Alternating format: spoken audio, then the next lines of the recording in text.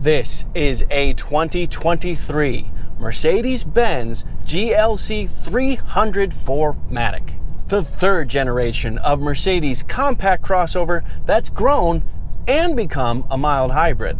The GLC has also been Mercedes' best-selling product for the last 2 years. And that's why I'm here. That's why I really wanted to review this new third generation GLC.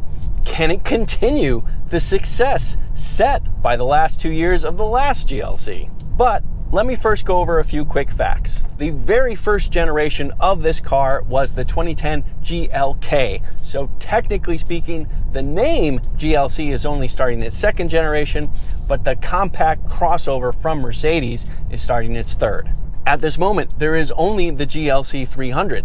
You can choose between rear-wheel drive or going 4Matic, which is the all-wheel drive system, but Mercedes did just announce that there will be a GLC 43 and a GLC 63S E Performance.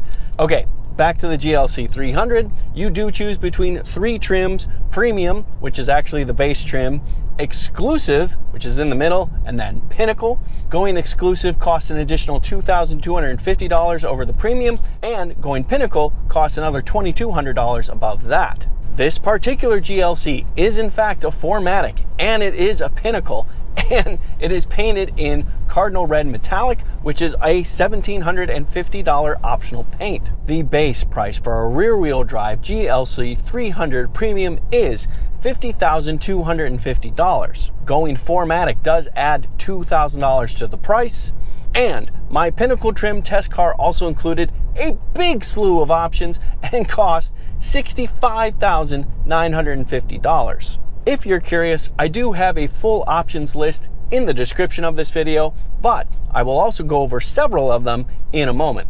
And in fact, with that in mind, this would be a good time to pull over and show you around and inside this car in a bit more detail. Mercedes-Benz compact SUV started life as the GLK in 2010, and over 2 generations turned into this more swoopy, more aerodynamic, and I will say more elegant shape. Let's take a closer look. Changes in the front, I think, are pretty obvious. You do have this more rounded grille right here with these beautiful little tri-stars baked into the pattern, which I think is nice. Also, the big and bold Mercedes logo is separated by a single wider horizontal slat instead of 2 horizontal slats that were in the previous generation model. I do also quite like these horizontal slats down here, add just a little boldness to the front. And then we have this nice little gloss black lower lip spoiler as well. And this lower grille also does have the same tri-star imprints baked into it. It's just not in this chrome finish like up here. But critically about this front end isn't the styling so much to me, but the fact that this has a lower coefficient of drag, 0.29 instead of 0.31. That does play an important role in improving fuel economy, which I will talk about more in a little while. And while I do also like these nice cuts baked into the hood here and here, it is in fact what's under the hood that interests me more.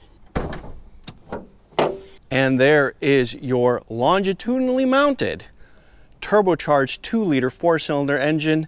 So longitudinally mounted means it's going this way like that, fore and aft, which is really nice to see. We do also have some nice braces here connecting the strut tower with the front of the structure, which is nice. And this nice little centered air intake scoop right here. Mercedes 2-liter makes 255 horsepower and 295 pound-feet of torque. That is a very healthy set of numbers. And that's not it, because there is the integrated starter generator, which is what Mercedes calls its EQ boost system. And it's an electric motor located in the transmission housing, which would be behind the engine right here. And it adds an additional 23 horsepower and 148 pound-feet of torque, but it does so at quite low RPMs, so it doesn't affect the peak outputs of the engine itself. One thing that's really nice about a longitudinal setup is the center line of the front axle is right here, just in front of that Mercedes logo, we'll say right here. So most of the engine is actually behind the front axle, which plays a huge role in helping front rear chassis balance, which I really appreciate. Oh, and real quick, windshield washer fluid is actually all the way back in the corner over here. But since I have the hood up, why don't I start it and let you see what it sounds like.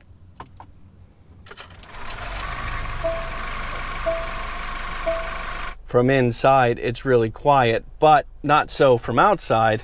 And you can see that it revs quickly to 3,000 RPM, but then kind of stops after 3,500 since we're in park.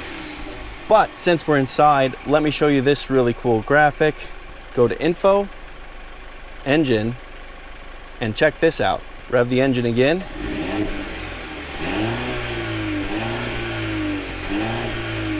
Yeah, that's cool. This is a small engine, but this is a healthy sounding engine that makes pretty darn decent power, which I can't wait to show you more in just a little while. Looking at the car in profile, this really does look a lot closer to the outgoing generation GLC, has to be said, but it is 2.5 inches longer than that model, so you definitely have more space inside as a result. And I think the styling is just a little bit cleaner as well. The body shape just kind of flows a little bit better from the front to the back.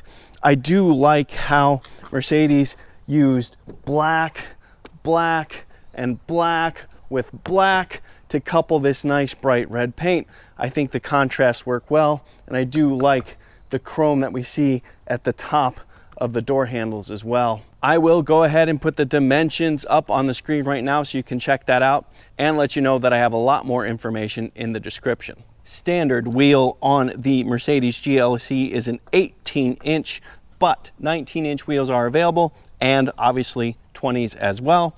This is an AMG 5-spoke with black accents, and it is an $850 optional wheel.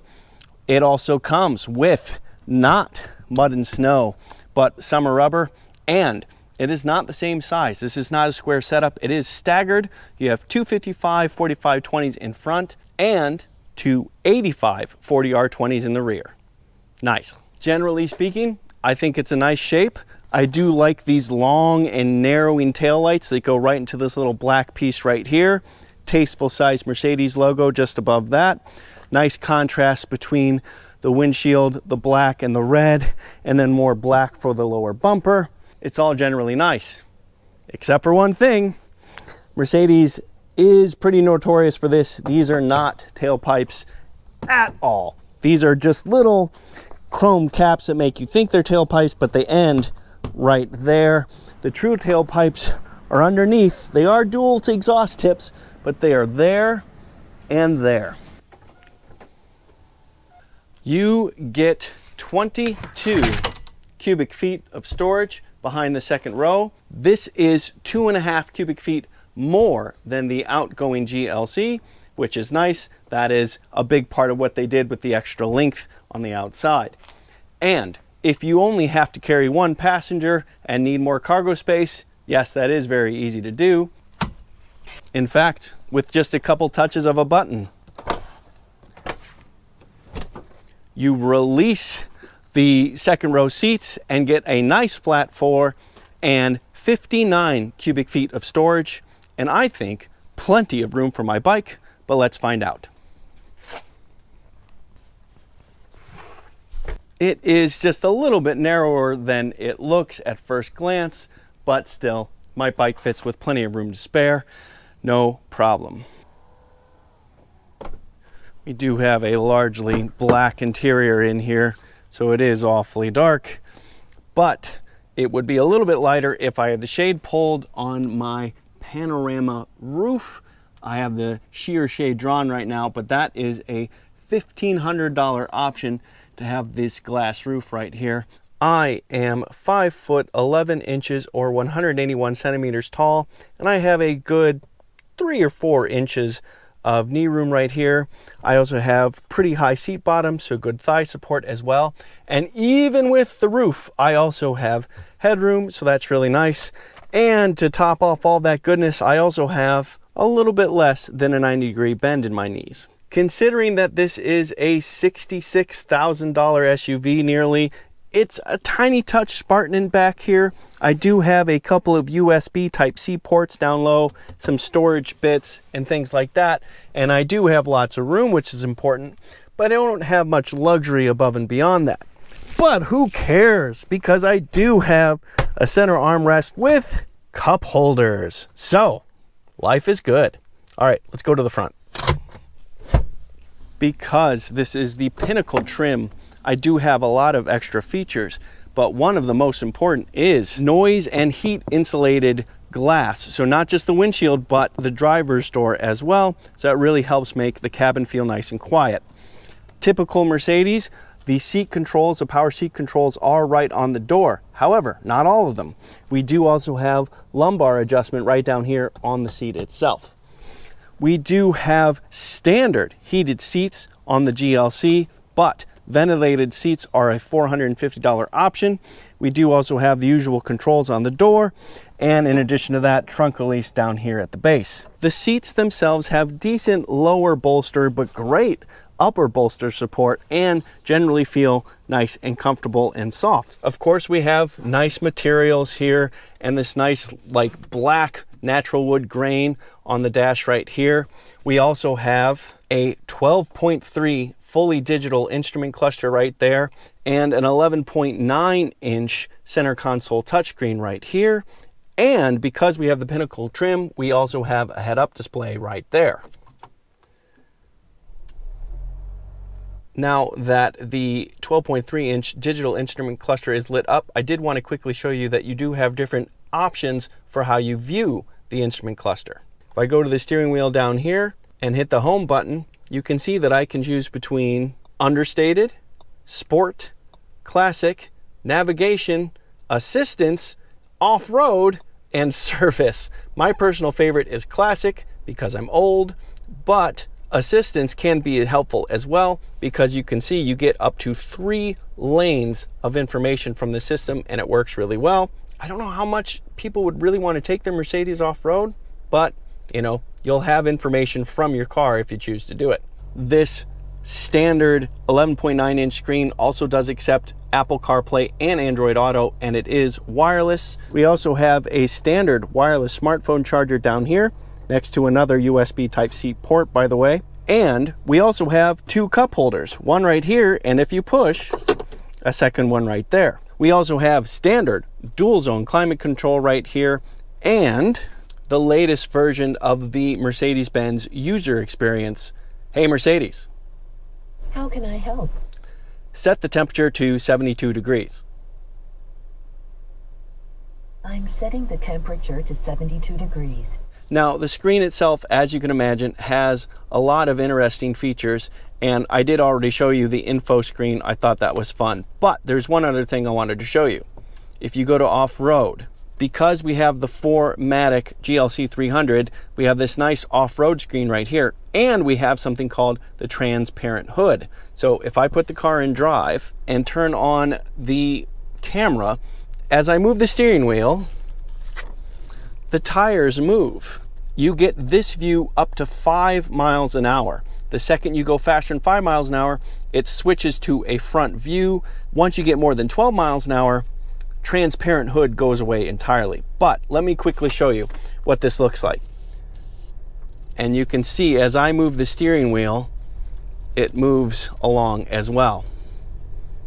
And then once we go faster than 5 miles an hour, you get a different view. But you also have drive modes in this Mercedes. You have 5 drive modes. You have off-road, eco, comfort, sport, and individual. And you can see right here what changes when you change the different settings. So this Mercedes does offer a lot of ways to cater to your specific driving experience. And speaking of all that, let's get back to the drive. All right, let's dig into this powertrain just a little bit more. I want to say first and foremost that I think it's very cool that Mercedes went mild hybrid with the GLC 300. That is a real nice way to just add more efficiency into this car without rocking the boat too much. It's an evolutionary, not revolutionary change to the GLC. And it does show that the brand is being a little bit on the careful side, not wanting to change that sales success too much that we talked about earlier. But having that 23 horsepower and 148 pound-feet of torque at the low end is helpful. You feel that, you feel good pull right from the beginning, and is nice to just have a broader range of power as a result. But also, the engine on its own works well. 255 horsepower, 295 pound-feet of torque are good, stout numbers. And the turbo does give its peak torque at a pretty decent range. As you probably noticed, talking to you now, the engine is very much in the background, revving right around 1500 RPM. This is a good time to point out that the 9-speed automatic transmission that comes standard with this GLC includes 3 overdrive gears. And when you're in a hurry, it's got pretty good pull, and we've got good hustle here. You see, it took a moment for the transmission to kick down. I am in the comfort driving mode right now, but once we got moving, it got moving nice and healthy. It was good, fast acceleration. You really can feel the 295 pound-feet of torque. Moreover, this is a Mercedes, and the engine does run nice and smoothly, and it sounds pretty good too. But both of those things are unfortunate reminders that we do not have an inline 6 in this car. Mercedes builds a creamy smooth inline 6 that you can still get in the E-Class. I do very much appreciate that engine, but considering everything, it's a good motor, it's a well-behaved motor, and it's a good performing motor when you need it to. It also pairs perfectly well with 4Matic. You have plenty of traction, so there's no straight line acceleration issues pretty much ever. And it's also a pretty darn efficient powertrain. You get 23 miles to the gallon in the city, 31 on the highway, 26 combined. That is a noticeable improvement compared to the outgoing GLC. And that is also the 4Matic setup. If you go with the rear-wheel drive one instead, you get 25 miles to the gallon in the city, 32 on the highway, 28 combined. Really pretty darn good. Having the mild hybrid to help get you moving from 0 speed helps a lot, and having a 9-speed transmission to keep the revs nice and low helps even further, and that lower coefficient of drag definitely helps on the interstate as well. While fuel economy is incredibly important, it is definitely not nearly as much fun as accelerating, and yes, of course I had to test that. Let me show you right now. All right, everybody, time for an acceleration test. I do have the GLC 300 in the sport driving mode, and I also have the sport instrument cluster up on the screen here to look at. Yay for that. Let's see how it goes. Okay, coming to a complete stop. Foot on the brake. Full throttle, about 2200 RPM, off the brake. Ah, there we go. There we go. Good shifts. Good pull. Yeah, good acceleration.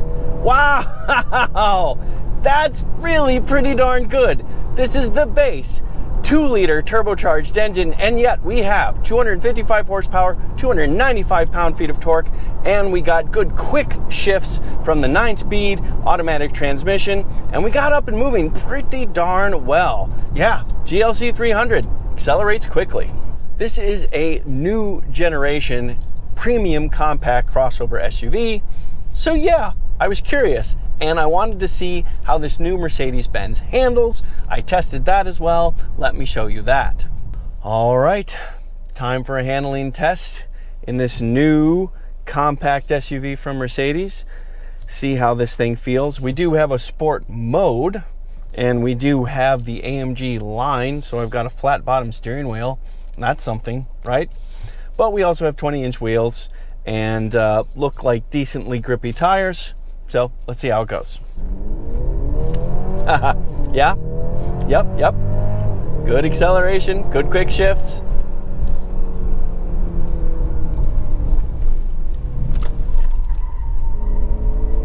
Yeah, okay, not too bad. A little bit of body roll, decent amount of grip, pretty quick response from the steering.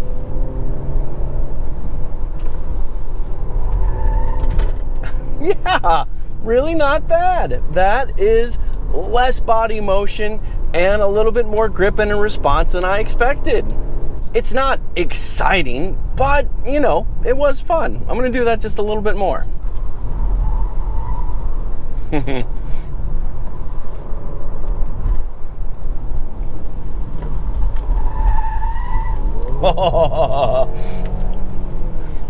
I got the rear end to wiggle just a little bit there. That was fun.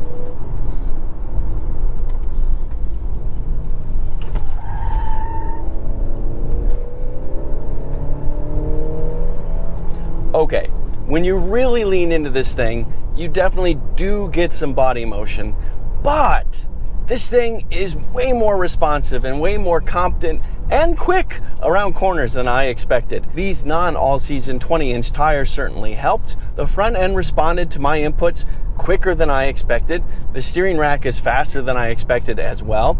And it's just a good tune. We got more body motion than is ideal, but not by a big margin.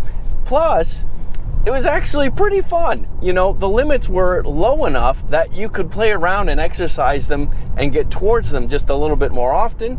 And once you were there, the car was very easy to understand and read. So even when you're getting a little overly aggressive in a corner, it's easy to correct. It doesn't take much to correct. And the other thing about it was there was a lot less understeer than I expected. This is a much better balanced chassis than I expected. So yeah, overall, bravo Mercedes. Okay, back to the core strengths of a Mercedes. The ride. How does it feel? How comfortable is it? Well, as I mentioned during the walk around, these seats are very comfortable. The upper bolsters support you really well, and the lower bolsters are all right as well. Also, Mercedes did a fantastic job with cabin isolation. It started raining on me just a little while ago, right in the middle of this review, and it's still very quiet in here despite that. You really do have a peaceful, calming environment in this car. And this brand new 11.9-inch center console touchscreen works really well, has a lot of cool features on it, and is easy to read, easy to use. So this is a very, very enjoyable car to just cruise around in. And that's true on roads like this or on the interstate. I did test it there as well. Let me show you that. All right, everybody, time for a quick stint on the interstate to see how this GLC 300 feels there. I do have it back in the comfort driving mode, and I do also have the driver assistance package as part of this car, which means I've got a whole slew of driver assistance stuff, including something called active lane change assist. So it'll be interesting to see what that one feels like. But of course we have adaptive cruise control, lane keeping assist, and a lot of those more typical things. So let's see how it goes. Okay, cruise control is set at 77 miles an hour to go with traffic. At that speed, the engine, well, I don't know what it's turning because I don't have that screen up right now because I have the assistance screen on. There is the screen there, and as you can see, we can see 3 lanes of traffic, and we are closely following a Subaru station wagon, and that is our minimum distance right there.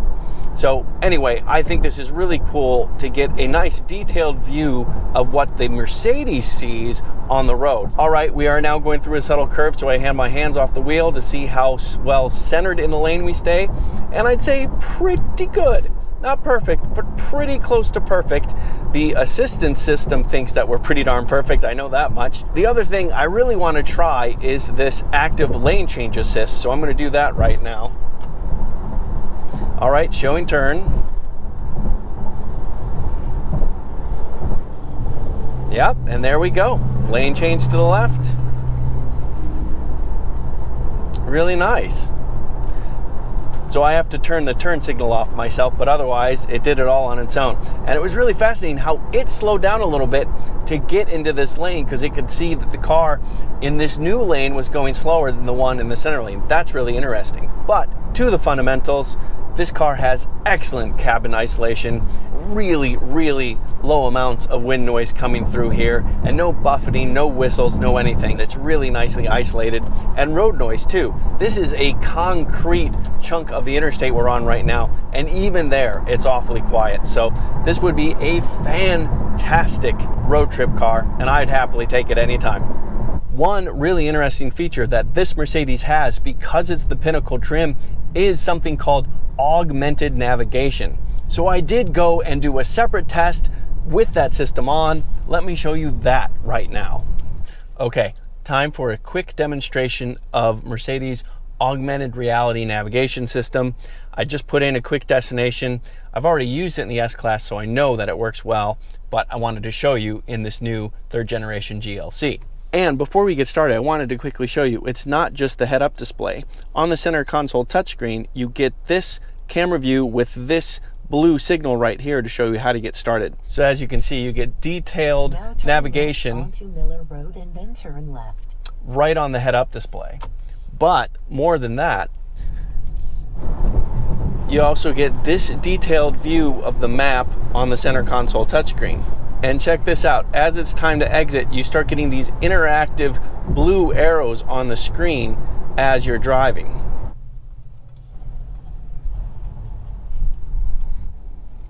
There it is. I have reached my destination. You have reached your destination. So, what do I think of this 3rd generation GLC 300? Will it keep up the sales success that the outgoing GLC started? Well, I think it looks better. It's more aerodynamic. I think it's got fantastic cabin isolation, also better than before. Good power, more efficient power, and it's a genuinely enjoyable driving experience. Mercedes also worked hard to include more standard features in this car. I very much appreciate that you have things like standard heated seats, standard dual zone climate control, and standard wireless smartphone charging.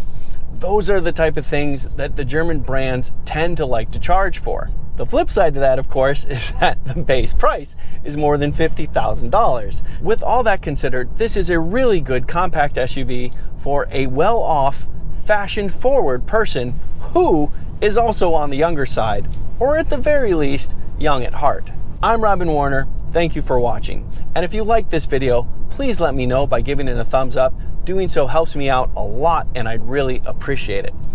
Also, if you're interested in premium compact SUVs and you want something that's a bit of fun to drive, you should definitely check out the Porsche Macan T. That does have a higher base price than this, but as option, they're pretty darn close in price. They're also pretty darn close in size and power and a lot of other things. So that is definitely worth checking out. And from there, I've reviewed a whole bunch of stuff by now. Something's gonna pop up on the screen next to me. Hopefully it's something you're interested in. And if you do end up watching it, I definitely hope you like it. Okay, goodbye for now.